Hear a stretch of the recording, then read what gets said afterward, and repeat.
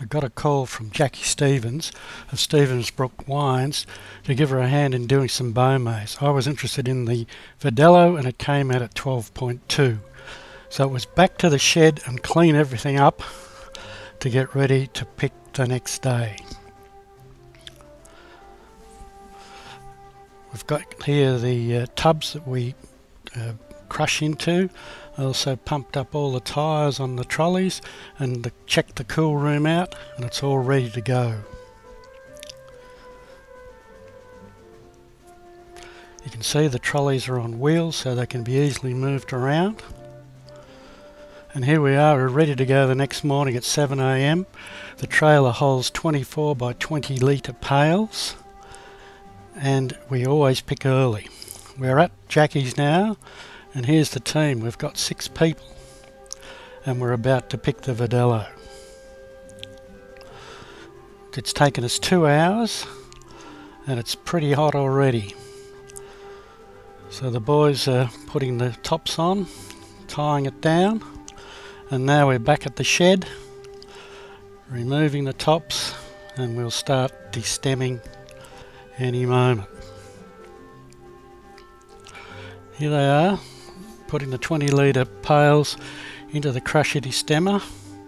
You can see the worm carries it along and puts it through 2 rollers, which crushes, and the juice then drops down into the bin underneath.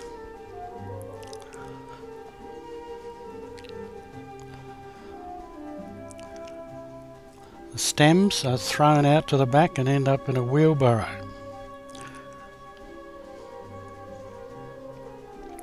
So that's all done, and now back to cleaning. Cleaning is one of the biggest parts of winemaking.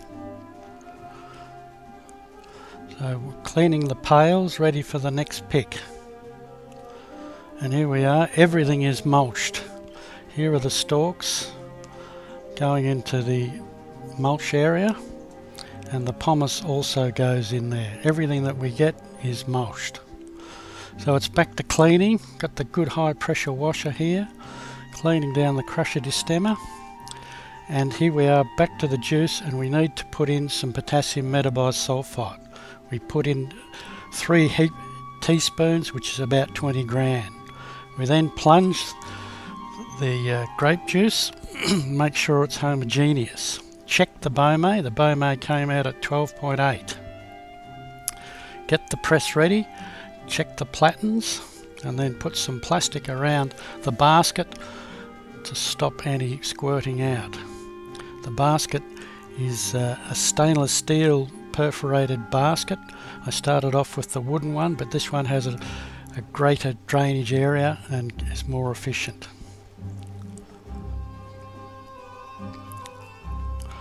So we're ready to go. We've got all the buckets lined up and the sieves, you need plenty of them. And Roger's about to start putting the juice into the press.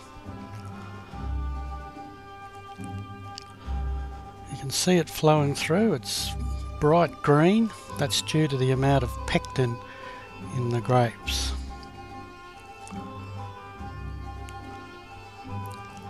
So we sieve out anything that's large in the juice.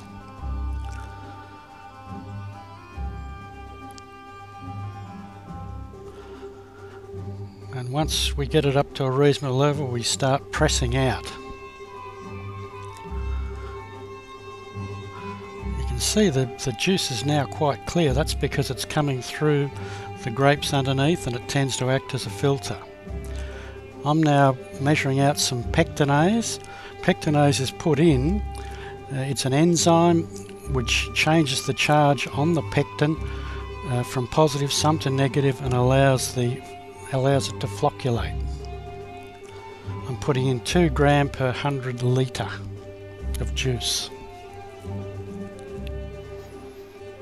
Here it is, adding it to the drums.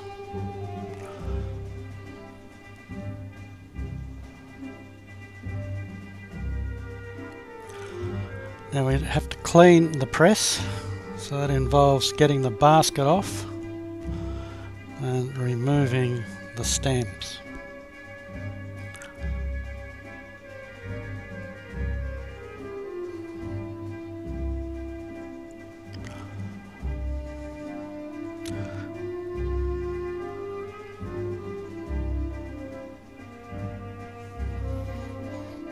And then it's back to cleaning again. Cleaning is the biggest part of the operation, I think.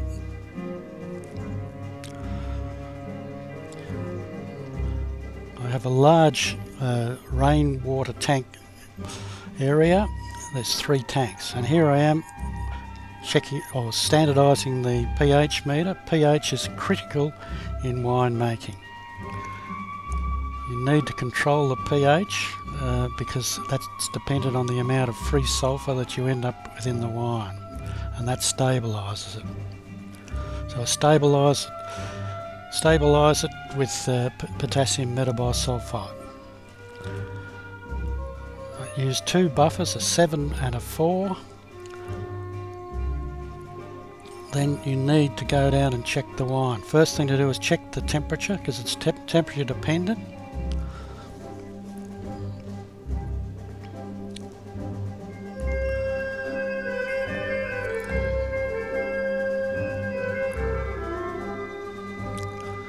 In this case, it's come out at 3.07. Over the 3 drums, it averaged 3.09, which is pretty good. And the juice has now been in the cool room for 2 days, and I'm about to siphon off the free juice. The siphon's set at about 2 inches above the base of the barrel, and that should allow just a tiny amount of green muck to come over. So start siphoning, catch the first bit, wait till it goes clear, and then pop it into the drum.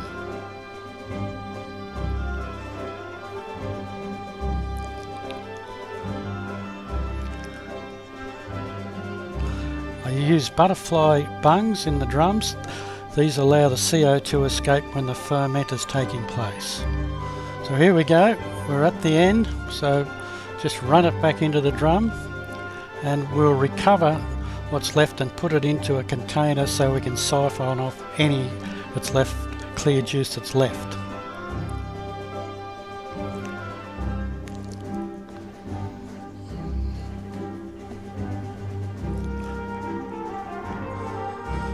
So here we are recovering the pectin-laden juice.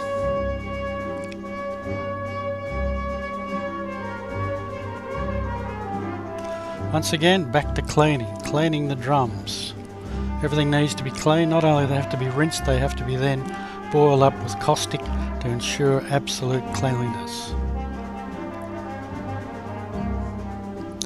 Here we are with the yeast. I used Anchor Vin 13 from Vinvicta. I found this to be the most useful yeast. It's a low temperature yeast, and I'll be fermenting at 12 degrees C. The juice I have in the tub is taken up to 39 degrees, and then adding the yeast, and then it starts to the culture starts to grow. You have to take it down to within 10 degrees of the temperature. So at 22, I tip it into the container, small container, and then put a third into each one. More information on my website, or you can Google Moama Vineyard and you'll find me there.